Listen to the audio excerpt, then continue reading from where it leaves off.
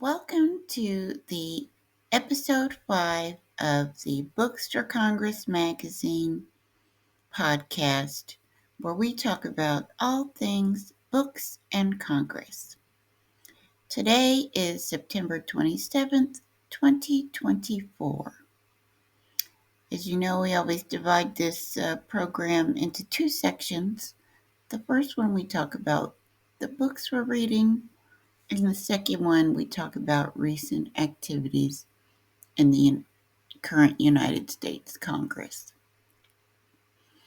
This week, for books, instead of an actual book, we're just brushing up on some of our congressional history by continuing to read the Journals of the Continental Congress, which are a record of the daily notes of Congress's activities during the American Revolution.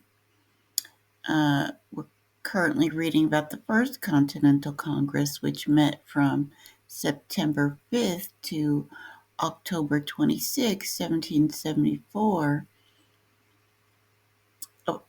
almost exactly 250 years ago. This convening was one of the first official steps towards the colonies declaring independence in 1776. In addition to reading the journals, we're also reading some of the letters of some of the delegates and their diary entries while they participated in the Continental Congress. John Adams kept extensive notes of meetings, and there were other delegates that wrote letters home or to friends and colleagues in their local colonies describing the events that were taking place. And he said in a letter, "There is in the Congress a collection of the greatest men upon the continent, in point of abilities, virtues, and fortunes. The magnanimity and public spirit which I see here makes me blush of the sordid venal herd which I've seen in my own province." During that time period, the Congress focused primarily on Great Britain's infringement on the political and economic rights of the colonists. Although the journal doesn't necessarily reflect their daily schedules, and in fact, it doesn't even reflect them meeting every day, John Adams wrote in another letter to his wife Abigail, "I shall be killed with kindness in this place. We go to Congress at 9, and there we stay, most earnestly engaged in debates upon the most abstruse mysteries of state, until 3 in the afternoon. Then we adjourn and go to dinner with some of the noble of Pennsylvania. At 4 o'clock and feast upon 10,000 delicacies and sit drinking Madeira, claret, and Burgundy till 6 or 7, then go home, fatigued to death with business, company, and care. Yet I hold it out surprisingly." The convening was not just an opportunity for the colonists to air their grievances, but also gave the delegates a chance to get to know each other and conduct important business at the same time. They would end up in some form or fashion, although not all of them would return for the Second Continental Congress, but certainly a core group of them would be working very closely together for at least the next 2 to 3 years, kind of helping establish kind of the embryonic stages of our federal government and preparing to declare independence and preparing the colonies to govern themselves as well, as the provincial government was deteriorating very quickly. Um, so that's kind of the reading we've been catching up on this week. And it's been really enjoyable to connect with that moment in history on the 250th anniversary, and is the focus also of this upcoming issue of the Books for Congress magazine, which is available at www.nathanspapers.com. And that is the beginning of the 250th celebrations of, or the celebrations of the 250th anniversary. And in our first special issue on the anniversary, we asked the question, what is the most important year of the American Revolution? Starting with 1774, 1775, or 1776. And as the years go on, there'll be a lot of debates about different events that took place up until the official end of the war in 1783. But it's going to be a lot to talk about for the next few years, for sure. Now, in terms of what's going on in the U.S. Congress, this is actually the last full week of work for the 118th Congress before the November election. So there was a number of hearings where some members may not be returning in their current roles. Um, I believe Senate Minority Leader Mitch McConnell mentioned that he might not, that his appearance this week at a press conference might be his last formal appearance there as Minority Leader. Um, and one of the hearings we were focused on this week, the House Financial Services Committee, Chairman Patrick McHenry from North Carolina is retiring, so it was likely his last hearing chairing that particular committee, which was kind of a big deal because it featured all of the commissioners of the Securities and Exchange Commission, and the Republicans in the House, particularly the Financial Services Committee, have gone, and Republicans in the Senate have gone back and forth with uh, SEC Chairman Gary Gensler quite a bit these past couple of years, as they've had a lot of problems with how he's running the commission, and which can best be summed up in Chairman McHenry's own statement, where he said, under Chair Gensler, the SEC has become a rogue agency. It routinely exploits its authority to the detriment of our capital markets, innovation, and the American people.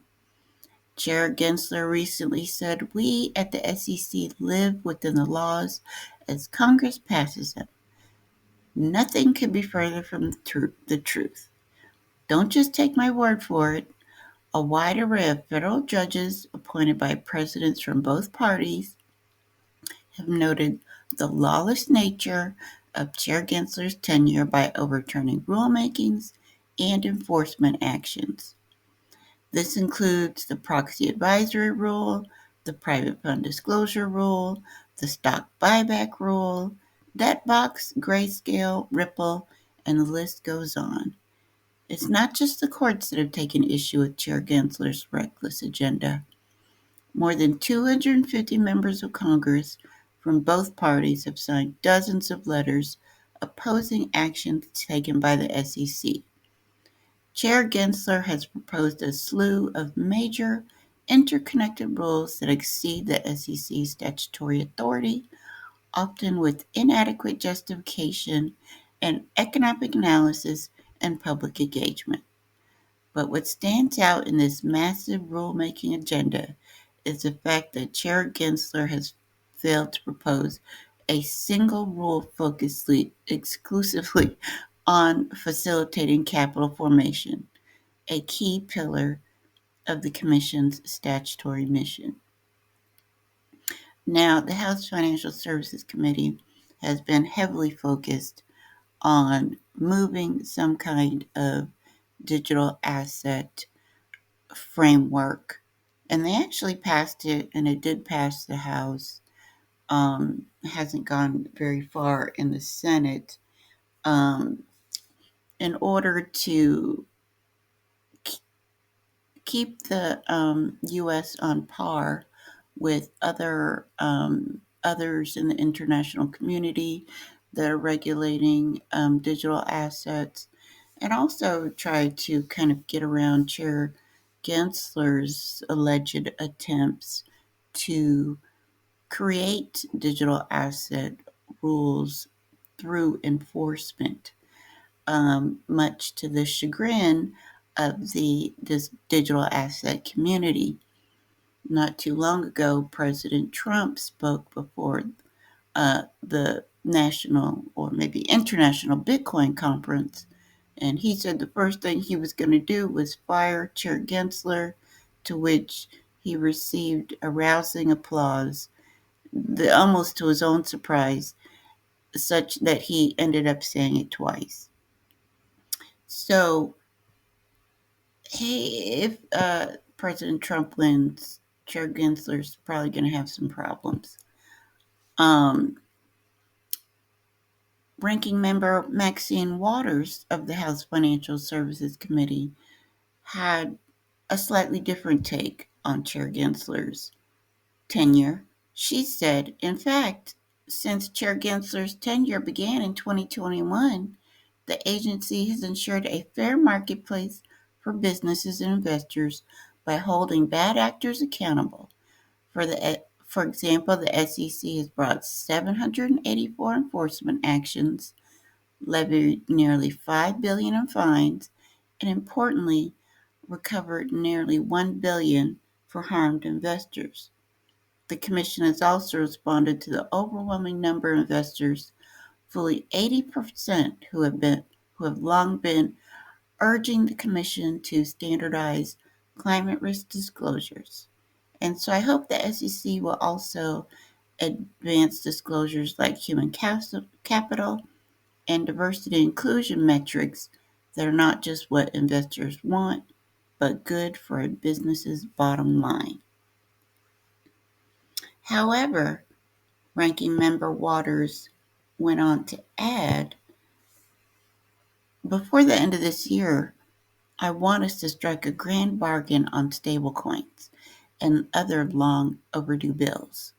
Since 2022, we have been working for hours on end to reach an agreement and have each made concessions. I strongly believe we can reach a deal that prioritizes strong protection to our nation's consumers and strong federal oversight. Our bill can have several paths for stablecoins to be created, but like nearly every other country that has a stablecoin framework, our central bank, the Federal Reserve, must play a dominant role overseeing this market. And importantly, stablecoins can only be truly stable if they are backed by safe and liquid reserves, like short-term treasury bills. But I'll be honest, with less than 3 months left in the 118th Congress, we are running out of time to pass this. I know we can get this done if we focus. So let's make it happen. And just for your information, Business Insider defines stablecoins as a type of digital currency that is a little more stable because it's backed by some kind of fiat currency like the US dollar or even some kind of commodities I've read in different sources. So that's all we have for you today. Um, we will be continuing the podcast even though Congress won't be meeting because there's some issues we want to circle back to. The committees will still be active, writing letters, um, probably issuing reports, issuing statements, and we'll update you on those. There were several oversight Veterans Affairs, Department of Veterans Affairs oversight hearings this week that we're going to circle back to in the next couple of weeks. So we will be back next week, but that's all we have for you today. Hope you have a nice weekend. Thanks so much. Bye bye.